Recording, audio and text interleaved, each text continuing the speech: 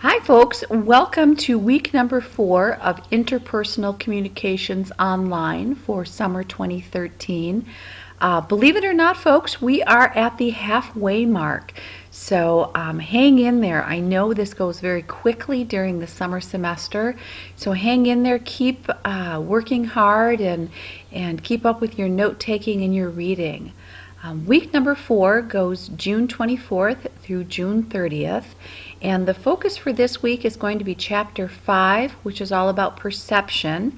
And you're going to need to make sure that you have that chapter read in order to complete discussion posting number 2 and then 2 responses to your classmates, which are due on Monday, June 24th by 11:59 in the discussion area.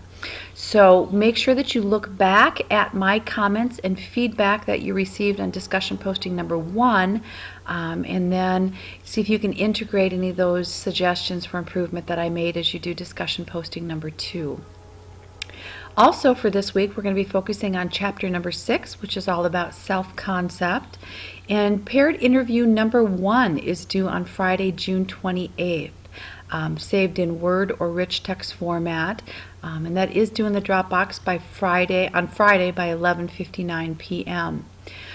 Make sure that as you're reading both of these chapters that you take good notes and that you do the vocabulary worksheets so that you've got text concepts to apply in both your discussion posting and your paired interview.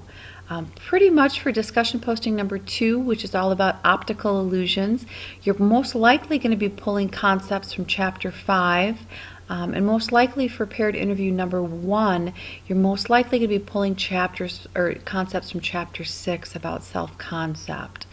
And then don't forget about that quizzes 5 and 6 need to be completed by Friday the 28th as well by 11:59.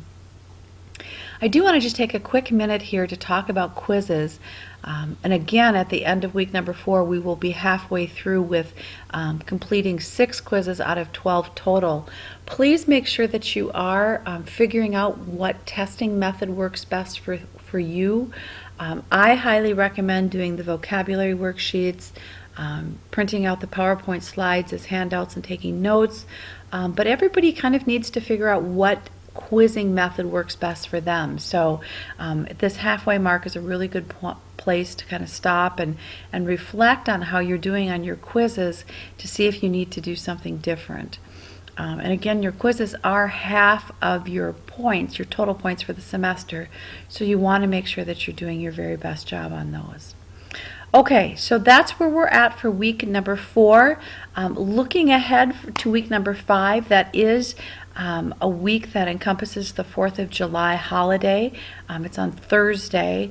So note that we do have some different due dates. Instead of our quizzes being due on Friday, which would be July 5th, they're due right away on Monday, July 1st. And again, my thinking on that was it allows you not to be thinking about this class over the holiday. And I know a lot of you folks will be kind of going away for the weekend or for the week. So if you can get those quizzes done ahead of time, that way it kind of frees that whole week up. There is no discussion posting or any writing assignments due that week of the 4th of July, just quizzes. But remember, quizzes are due on Monday and not Friday that week. Okay, the other thing that I want to make sure that I talk about with you today during my video is your paired interview that is coming up due next Friday. And this interview is where you find people to interview that will help you create an understanding of how you are perceived. So if you notice here on the assignment sheet, I have it broken down by step. First step is to create 3 separate lists that will be all descriptors about you. So it could be roles that you play, skills that you play, physical or skills that you possess, physical attributes that you possess, personality characteristics. So for your first list, you create how you would describe yourself. So just write 10 words. I encourage you to do this fairly quickly. Don't overthink this assignment a whole lot. Just 10 words that describe you. Your second list is to have a family member or a close friend create the same type of list, how they describe you, but don't show them your list that you created. So the second list is somebody who knows you well. The third list is an acquaintance, somebody who does not know you well. Could be an instructor, a coworker, a neighbor who you don't know well, and just explain to them that you're doing an assignment for your interpersonal communications course and have them just give you quickly 10 words that describe you. Once you have your 3 lists ready, you're ready to do the analysis piece. And there's 2 steps to this. The first step is to write 3 or 4 paragraphs that analyze the differences and the similarities between the lists. And I'm also, again, looking for you to incorporate textbook theories and concepts. So pull in those concepts from Chapter 7, Chapter 6, I give you some examples here: looking glass self, social comparison, components of self, but really any concepts that seem to be relevant in your analysis from the textbook are perfectly fine to include. The third step then is to write another 2 to 3 paragraphs that describes and analyzes the nonverbal communication that was present in your interview with your partner. So, focus on describing body cues, facial cues, appearance, artifacts, any of those things that seem to be relevant. Again, making sure that you are applying text concepts in your analysis. The grading rubric looks like this. An 18 to 20, which would be an A paper, includes 3 labeled lists, an analysis that cites 5 to 6 concepts from our textbook, including definitions and page numbers, and then clearly demonstrates understanding and the ability to apply course knowledge and information. And folks, that's an important point, and one that I hope I've made a couple of times throughout the semester. It's not enough just to tell me this is a great example of looking glass self. I want you to explain how and why looking glass self applies to your particular example from your interview.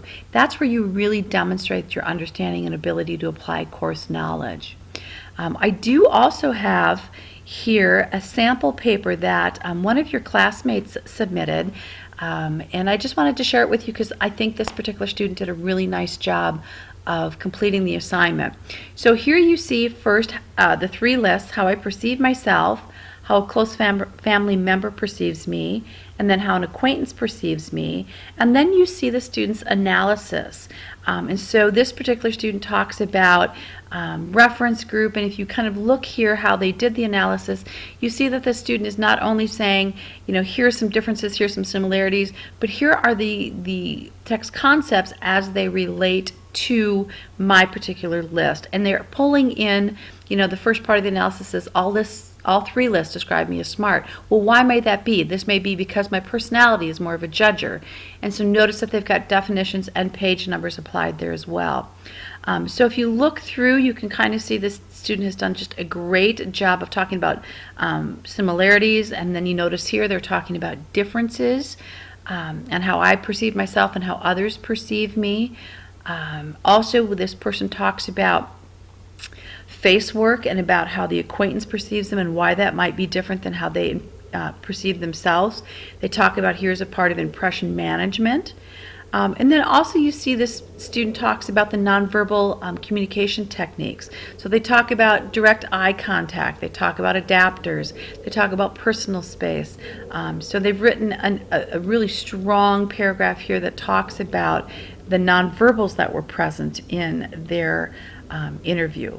So again, just kind of a quick recap. The 3 lists: the first list is how I perceive myself, the second one is how a close family member perceives me, the third one is how an acquaintance perceives me, and then the analysis piece is describing the differences and similarities between those lists, using the text concepts to help explain why there might be differences or similarities.